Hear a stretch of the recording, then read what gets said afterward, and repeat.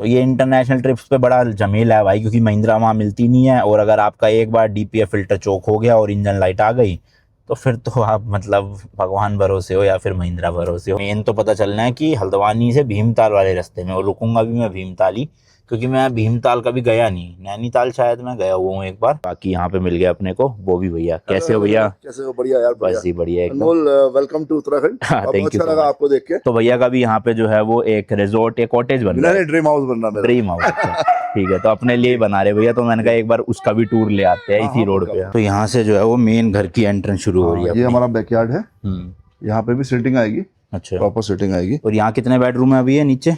इसमें मैं बताता हूँ आपको, इसमें 2 बेडरूम ऊपर है और 2 बेडरूम नीचे हैं। तो 4 BHK हो गया। 4 BHK ये वाले हो गया। ऊपर वाली फ्लोर का ये फायदा होता है, अगर आप ऐसे वाली छत दे रहे हो ना तो रूम की हाइट बहुत ऊंची दिखेगी। मतलब जो सबसे मैक्सिमम है वो मेरे ख्याल से 15 फीट से भी ज्यादा होगा, है ना? 16 फीट है। 16 फीट बताओ, यहाँ से लेके 16 फीट हाइट। वही भैया बता रहे कि 10 साल लाइफ बढ़ जाती है यहाँ आके।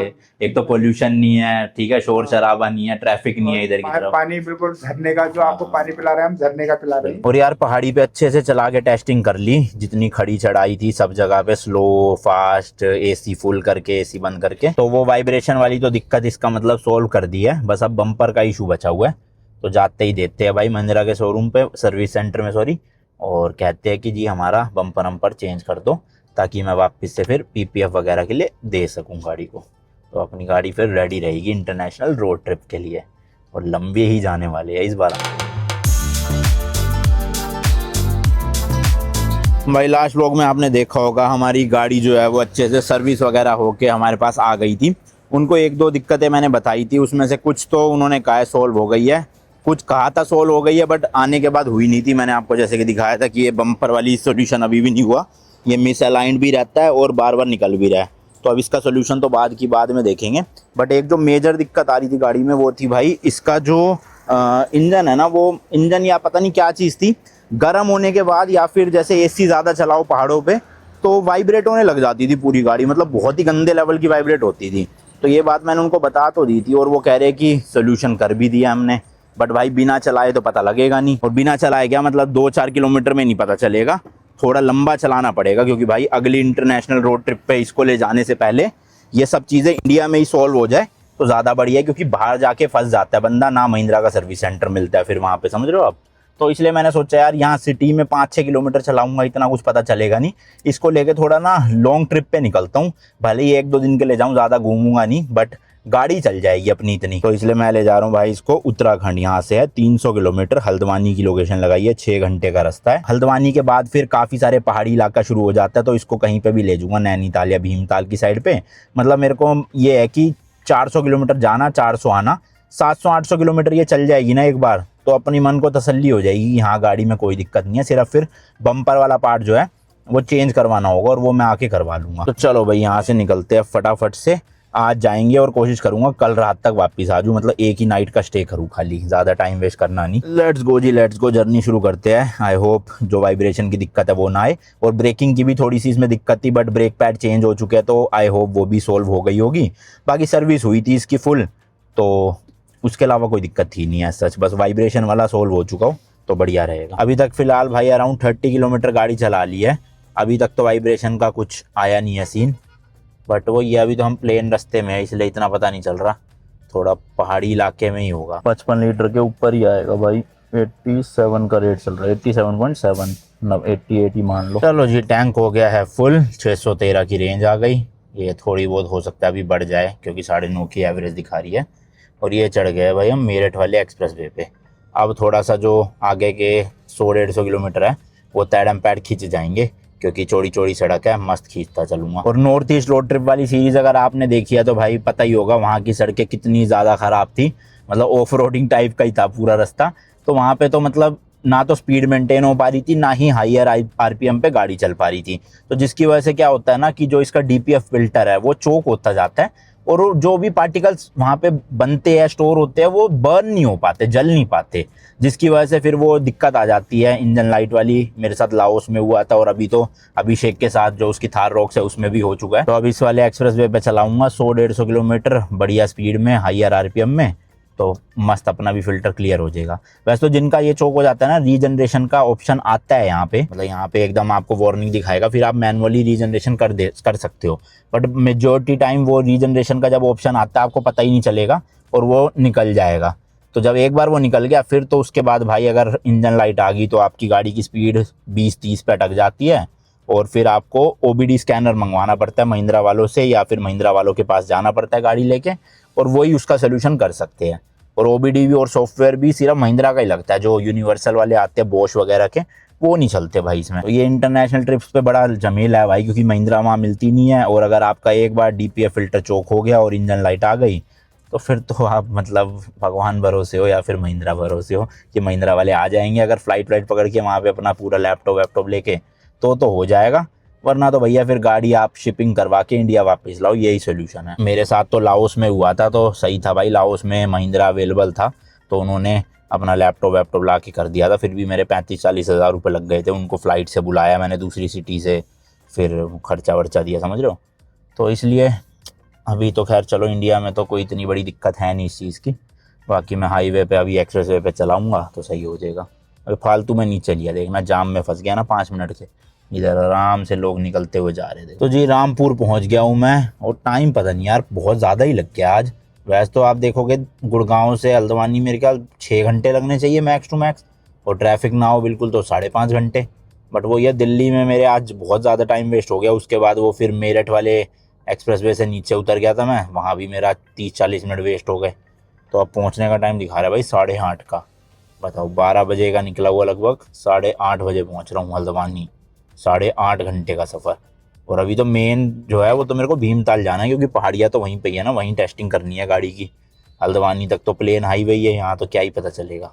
अभी तक तो कोई दिक्कत आई नहीं है वैसे, बट मेन तो पता चलना है कि हल्द्वानी से भीमताल वाले रास्ते में, और रुकूंगा भी मैं भीमताल ही, क्योंकि मैं भीमताल कभी गया नहीं। नैनीताल शायद मैं गया हुआ हूँ एक बार, जहाँ तक मुझे याद आ रहा है, पर भीमताल कभी नहीं गया।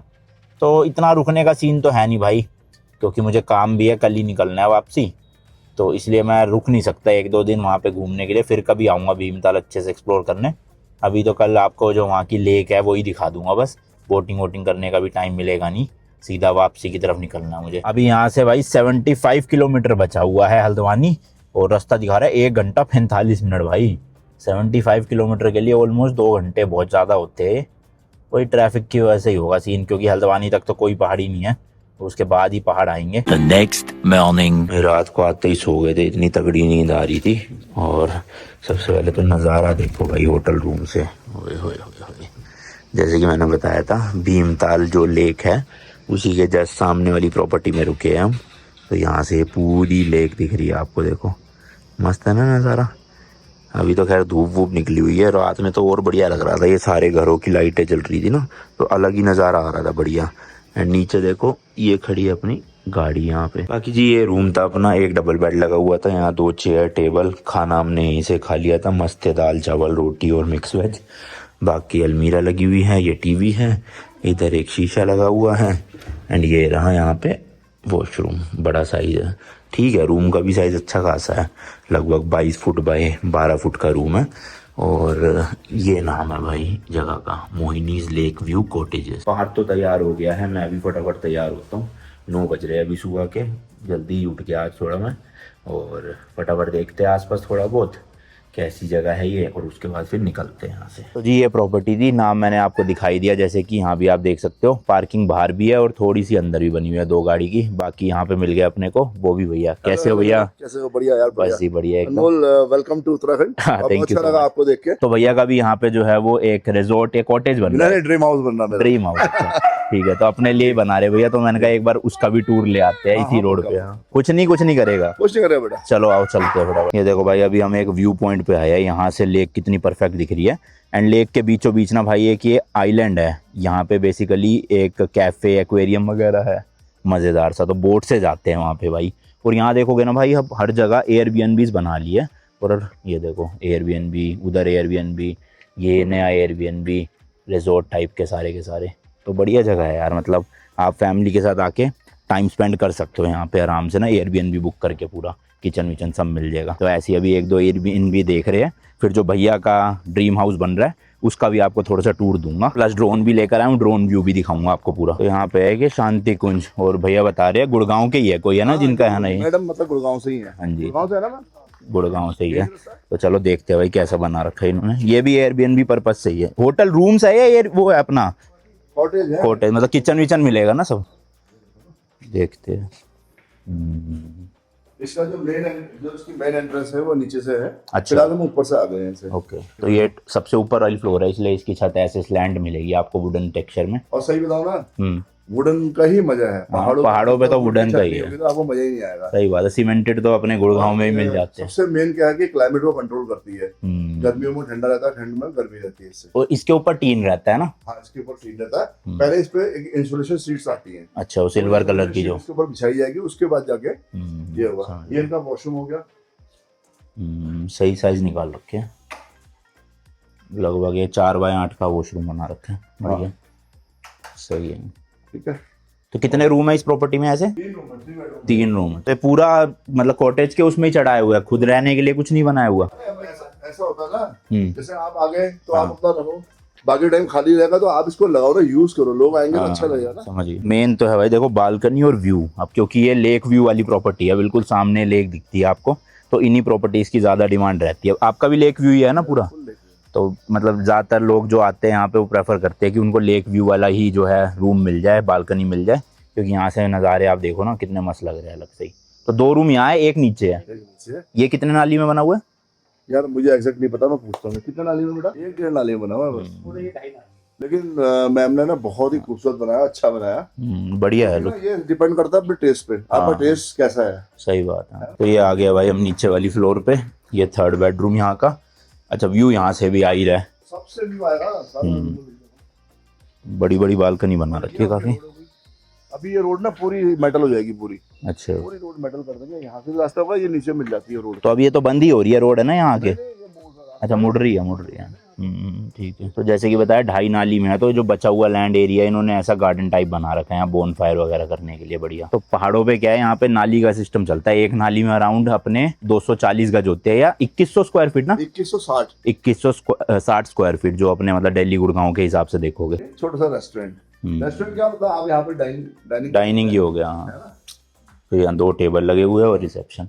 आप देखो जमीन को कैसे यूटिलाइज किया, मैं दिखाता हूँ। तो आपके रहने का भी अलग से बना हुआ है यहाँ पे या? अच्छा, इस एरिया वाला एज अ किचन यूज कर दिया। ओ, तो ये रिटेनिंग वॉल है पीछे वाली, है ना? बैक साइड की वॉल है, लेकिन कितने स्मार्टली से यूज किया गया ना। सही बात है। हाँ, तो ये किचन हो गई यहाँ पे, पर ये गेस्ट यूज नहीं कर सकते, तो आपके बनाने। ये गेस्ट के लिए है। अच्छा, गेस्ट के लिए जैसे है ना, देखो जैसे आपने पूरा रेंट आउट कर दिया है। हाँ। अब गेस्ट अपने आप बना रहे हैं, अपने आप खा रहे हैं, अच्छा, तो ये 3 BHK टाइप बन गया पूरा एक तरह से। कपल आ जाओ आप, 2 कपल आ जाओ, पूरा ले लो आप। हाँ, समझ गया। उसमें आप किचन यूज करो, सब यूज करो। बढ़िया, बहुत बढ़िया। ठीक है। यहाँ से गार्डन की एंट्री है, और ये यूपीवीसी भी फिनिस्टा के लगा रखे। बढ़िया, फिनिस्टा के है सारे, है ना यूपीवीसी। बढ़िया है। ये गार्डन यहाँ इन्होंने रियल लगा रखी है। हाँ, ये रियल यहाँ मेंटेन हो जाती है रियल ग्रास पे? सब मेंटेन होती है, उन पर सीमेंटेड था ना उनका। तो ये क्या इससे ऊपर भी है इन्हीं का ही? हाँ, ये सब स्टील, जहाँ मैंने गाड़ी पार्क नहीं करी थी ऊपर। अच्छा, वही है। हाँ, यहाँ से रास्ता है, वहाँ से रास्ता। मेनली यहाँ पे पहाड़ों पे ज़मीन क्या होती है, ऐसे स्टेप में मिलती है आपको, क्योंकि सारे खेत होते थे पहले, स्टेप फार्मिंग की जाती थी, तो उन्हीं को ही एक तरह से आप समझ लो घर बनाए हुए। तो अब आपको ऐसा नहीं कि प्लेन ज़मीन मिल जाएगी या फ्रंट इतना बड़ा मिल जाएगा, गहराई मिल जाएगी, सब ऐसे स्टेप पे, एक स्टेप ये हो गया, फिर ऊपर हो गया। तो इस तरह की रिटेनिंग वॉल बनानी पड़ती है, ताकि जो ज़मीन है या मिट्टी है वो खिसक ना जाए इस वॉल के बनाने के बाद। ऑलरेडी काफ़ी सारे तो बने भी हुए हैं भाई, और अभी कई सारे बन भी रहे हैं। तो मतलब आपको जगह जगह पे बोर्ड मिलते जाएंगे, लेकिन टूरिस्ट का फुटफॉल इतना है यहाँ पे, इतने बनने के बाद भी सीजन में ये ऑलमोस्ट फुल रहते हैं सब। आपको मिलने की मतलब बहुत दिक्कत होगी यहाँ पे रूम्स वगैरह ना, तो पहले ही बुकिंग करके आओ तो ज़्यादा बढ़िया है। अभी तो मैं चलो 1 ही दिन के लिए आया हूँ, बट फैमिली के साथ मैं सोच रहा हूँ बनाने का यहाँ पे प्लान, क्योंकि 6.5-7 घंटे लगते हैं टोटल आने में, और यहाँ एयरबीएनबी टाइप का ले लो, या हो सकता है भैया का जब तक रेडी हो जाए तो आप भैया का ही अगर आएंगे तो गेट खुला हुआ देख के। वैसे आपको यहाँ पे 2 BHK 3 BHK ना एयरबीएनबी टाइप में मिल जाएंगे। ये रोड भी पक्की नहीं करी है। हाँ, इसे पक्की करेंगे मतलब ना, समझ गया। इसलिए प्लॉट मिल रहे हैं। पक्की हो जाएगी तो लोग आके फिर सब खरीद देंगे। सही बात है। ये है कि रास्ते कटे हुए, बस थोड़े से खराब रास्ते हैं। नहीं, ये तो बन जाएंगे, सीमेंट हाँ, रोड बन बन जाती है ना यहाँ पे। तो वो क्या सरकार बनाएगी या कौन बनाएगा वो? ये रोड है हाँ। गवर्नमेंट तो बना रही है, नगर पालिका में आता है। अच्छा, तो मतलब ये नक्शे में ये रोड ही आ चुकी है पूरी। अभी तो दिखाता हूँ ऊपर कितने में, अभी ड्रोन भेज चुका अपना को। यहाँ से भाई चढ़ाई है, अपनी स्कॉर्पियो लानी थी मुझे, मेरे को चेक करनी थी थोड़ी। आराम से आएगी, हाँ आराम से। मैं स्विफ्ट से आया था, स्विफ्ट से आया था यहाँ पे। अच्छा जी। ये दिलाया था बीसी को, देखो ये। किसको? पूरा होटल दिल्ली के है। ये वाला? अच्छा।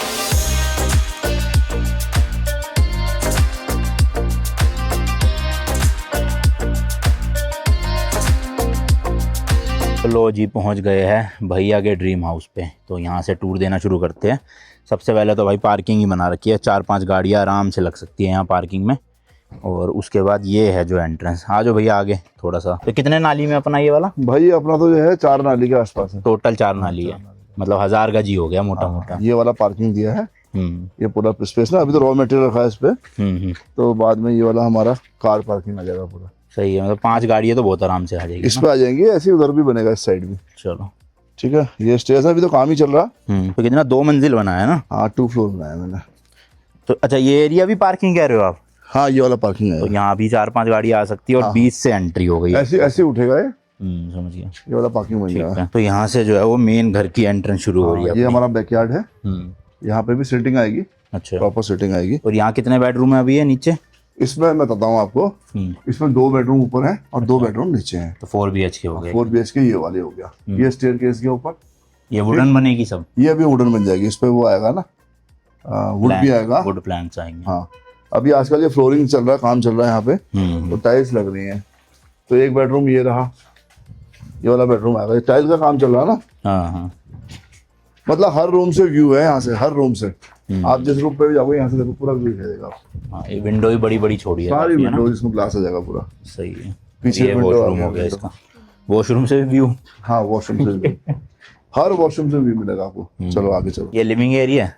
ये आ गया लिविंग एरिया आपका पूरा, सोफा वगैरह यहाँ? सुनो ये वाला आ गया हमारा किचन। यहाँ पे किचन मिल जाएगा ऐसे करके। अच्छा, ओपन किचन रहेगा? ओपन किचन आ गया। ये आ गया आपका डाइनिंग, और ये आ गया लिविंग। ये आ गया बाहर के लिए दरवाजा। इधर से लॉन में चले गए और ये पूरी बालकनी आ गई। ठीक है, एक बेडरूम ये आ गया। इनकी बालकनी से भी देखो भाई, बालकनी तो अच्छी खासी साइज है और व्यू देखोगे सामने बिल्कुल लेक दिखती है ये। और ये काफी आओ, ये देखो अभी तो काम चल रहा है ना। काफी मतलब काफी स्पेस है, पूरा व्यू ऐसे है। यहाँ से व्यू अच्छा आ रहा है बिल्कुल सामने का ना। और इसके नीचे कोई प्रॉपर्टी भी नहीं है कि हाँ कुछ व्यू ब्लॉक करे, है ना? ब्लॉक करे। बढ़िया लग रहा है। तो ये लिविंग रूम, इधर बेडरूम है। इधर एक बेडरूम आ गया। ये बेडरूम हो गया जी। इसकी भी बालकनी यही आ रही है सामने और व्यू पूरा तगड़ा मिलेगा सामने से। उधर भी विंडो दे दी। तो ये क्या यहाँ पे स्लाइडिंग आएंगे? सब स्लाइडिंग डोर्स UPVC के ना? PVC के। ये वाली गैलरी होगी पूरी। अच्छा, तो इस पे भी ग्रास व्रास लगाओगे? ग्लास नहीं लगाएंगे, इस पे प्रॉपर टाइल टाइल लगेगी ना, बालकनी टाइप। इधर ग्लास नहीं आ सकती ना, हम्म। इस पे प्रॉपर टाइल आएगी। और तो अभी ये अपना स्क्वायर फीट कितना एरिया कवर कर रहे हो एक फ्लोर का? यार ये कर रहे हैं हम। तो 2 बेडरूम भाई नीचे थे और स्टेयर्स अंदर से ही है प्रॉपर्टी के। वैसे पहाड़ों पे ज्यादातर लोग स्टेयर्स बाहर से निकालते हैं ना, जनरली जितने मैंने देखे हैं। हाँ हाँ हाँ। तो ऊपर भी 2 बेडरूम ये सेम ही है पूरा ऊपर? सेम ये इसके वॉशरूम बहुत बड़े हैं। अच्छा, वो मतलब रूम सेम है। वॉशरूम बालकनी की वजह से बड़े बन गए? नहीं बालकनी की वजह से नहीं, उसमें नीचे वाले में किचन आई ना। अच्छा, यहाँ किचन नहीं दिया? किचन नहीं दी है, लंबे हैं। अभी उधर इसका बगल वाला दिखाता हूँ आपको। तो यहाँ ये बाथरूम, ये बेडरूम। ये बेडरूम है। और ये देखो यहाँ से भी व्यू तो चारों कमरों से ही आ रहा है अपना। हर रूम से। सही है। ठीक है, ये वुडन है या टाइल है? ये भी ये सब वही है, टाइल टाइल ही है। वो लुक ऐसा है ना वुडन वाला। अभी इसमें यहाँ ग्लास आएगा, पूरा एक ग्लास आएगा, स्टेयर्स में ग्लास आएगा, रेलिंग टाइप का। यहाँ ग्लास आएगा। ये सब ग्लास विंडो, मैंने बड़ी बड़ी विंडो रखी सब। तो ये फिक्स ग्लास लगाओगे या UPVC? ये वाला जो एरिया दिख रहा है, ये वाला दिख रहा है, तो इतना सा एरिया है। ये किचन था? नहीं, नीचे किचन तो नीचे था ना। हाँ। ये मैंने इतनी जगह छोड़ रखी, यहाँ पे लाइब्रेरी बन रही है। अच्छा, बुक शेल्फ इसमें आएगा book shelf पूरा। आ गई पूरी। समझ ये लाइब्रेरी आ गई, यहाँ पे सीटिंग आ गई। अब प्लान कर रहा था कि यहाँ पे पूल टेबल डाल दूं। लिविंग रूम में है हाँ सही है। नीचे सोफा सेट तो नीचे ही आ नीचे जाएगा। बैठने का। और फिर ये बेडरूम आ गया। अब आप इसका वॉशरूम देख लो, इससे आइडिया आ जाएगा आपको। लंबाई काफी सही है। यहाँ पे वॉश बेसिन है पूरा। इधर ये आ गया, उधर शावर के लिए आ गया। ऊपर से वुडन। अच्छा, ये आप कह रहे थे ब्लैक वाला ब्लैक, करवाया अब कॉम्बिनेशन आ रहा ना। तो पेंट हुआ है ब्लैक? सब पेंट हुआ है। और ये अभी साल और की लकड़ी है? कौन सी है ये पाइन है। पाइन वुड है। ये कैनेडियन पाइन है, ये कनाडा से आता है। तो इस पर अभी पॉलिश भी होगी या ऐसी रहती है? पॉलिश होगी इस पर अभी।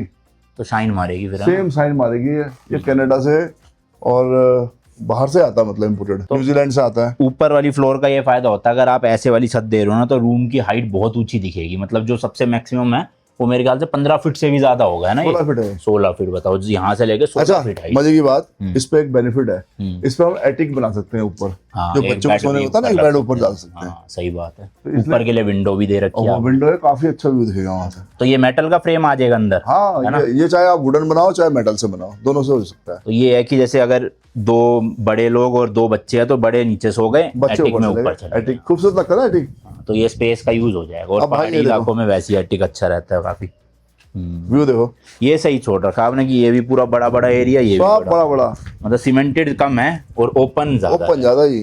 बढ़िया डिजाइन। तो ये मतलब- कैसे आपने डिजाइन किया पूरा? ये मैंने डिजाइन किया खुद। बढ़िया लग रहा है बहुत। सबसे बड़ी बात बताओ ना, अगर आप पहाड़ पे आके व्यू नहीं देख रहे तो फिर फायदा क्या हाँ, पहाड़ सही पे बात है, रहने का? बंदी है कमरों ना? में रहना तो वहीं हाँ। रहो अपने। बंद कमरे में रहना तो बड़े बड़े ग्लासेस होंगे तो मजा आएगा ना, ये सब व्यू दिखाई देगा। बिल्कुल सही है, नो डाउट। एक तो लोकेशन भी अच्छी है प्रॉपर्टी की व्यू वाइज, और बनाया भी और ये इसकी मैंने बालकनी बना दी बैठने के लिए। चलो जी, वापस आ गए हैं और यहाँ पे मिल गए हैं प्रॉपर्टी के ओनर डॉक्टर राजेंद्र जी, और सर जो है वो भी दिल्ली से ही है ना? हाँ, दिल्ली। तो कितने साल हो गए आपको यहाँ पे? मैं 2017 में आया हूँ यहाँ। परमानेंट शिफ्ट हो गए थे? परमानेंट छुट्टी हो गई। तो कैसा माहौल लग रहा है, मतलब दिल्ली से यहाँ पे? यहाँ तो बढ़िया हुआ, स्वर्ग खड़ा है। हाँ, बढ़िया। यहाँ बढ़िया, सेहत के लिए तो बहुत ही बढ़िया हुआ। बिल्कुल, सुनो, वही बता रहे थे। मैंने हाँ। यहाँ होम स्टे बनाया है। अंकल जब से आए हैं ना, अंकल का यहाँ जाने का मन नहीं है अब। हाँ। अच्छा, वही भैया बता रहे कि 10 साल लाइफ बढ़ जाती है यहाँ आके। एक तो पोल्यूशन नहीं है, ठीक है, शोर शराबा नहीं है, ट्रैफिक नहीं है इधर की तरफ। पानी बिल्कुल झरने का, जो आपको पानी पिला रहे हैं हम झरने का पिला रहे हैं। बिल्कुल। तो ओवरऑल अच्छा था एक्सपीरियंस। हाँ, बहुत बढ़िया।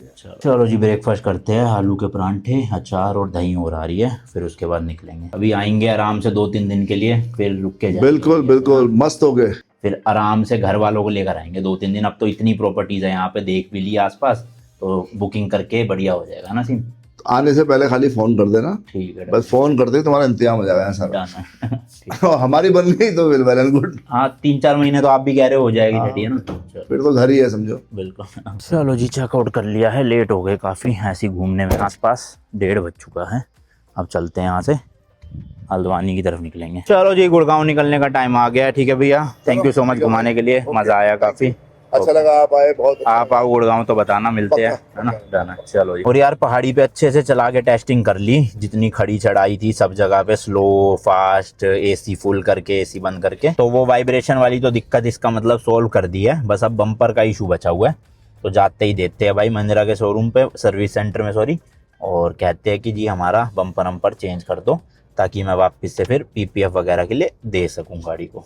तो अपनी गाड़ी फिर रेडी रहेगी इंटरनेशनल रोड ट्रिप के लिए, और लंबे ही जाने वाले हैं इस बार। इन वाले हाईवेज की ना ये अच्छी बात है भाई कि पूरी ना इंफ्रास्ट्रक्चर अच्छा है यहाँ पे, मतलब आपको थोड़ी थोड़ी देर बाद बड़े बड़े रेस्टोरेंट मिल जाएंगे जिनमें साफ़ सुथरे वॉशरूम है, फिर पेट्रोल पंप मिलते जाएंगे। और ये जो एक्सप्रेस वे बने हैं ना अभी सारे, इनमें अभी ये फैसिलिटीज़ नहीं आई है। जितने पुराने रूट्स हैं ना ये हाईवे वाले, ये तो अच्छे से बस चुके हैं। तो मतलब इन रास्तों में ये रहता है कि हाँ भाई, कभी भी वॉशरूम की ज़रूरत पड़े तो साफ़ सुथरे मिल जाएंगे, कभी भी खाना वो कुछ मिल जाएगा, रुकना पड़ जाए, इमरजेंसी हो, कुछ रूम चाहिए हो, रूम मिल जाएंगे, और फ्यूल ख़त्म हो रहा हो फ्यूल मिल जाएगा।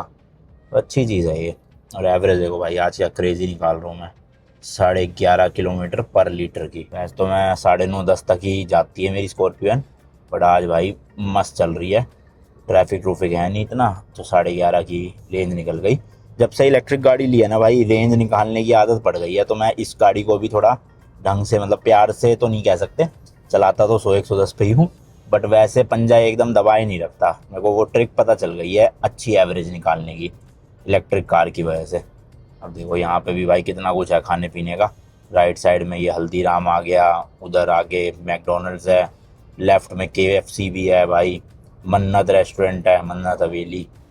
तो खाने पीने की तो कोई दिक्कत होएगी नहीं यहाँ पे। बाकी जी फ़िलहाल रास्ता अभी 148 किलोमीटर का बचा हुआ है, 2 घंटे 38 मिनट दिखा रहा है।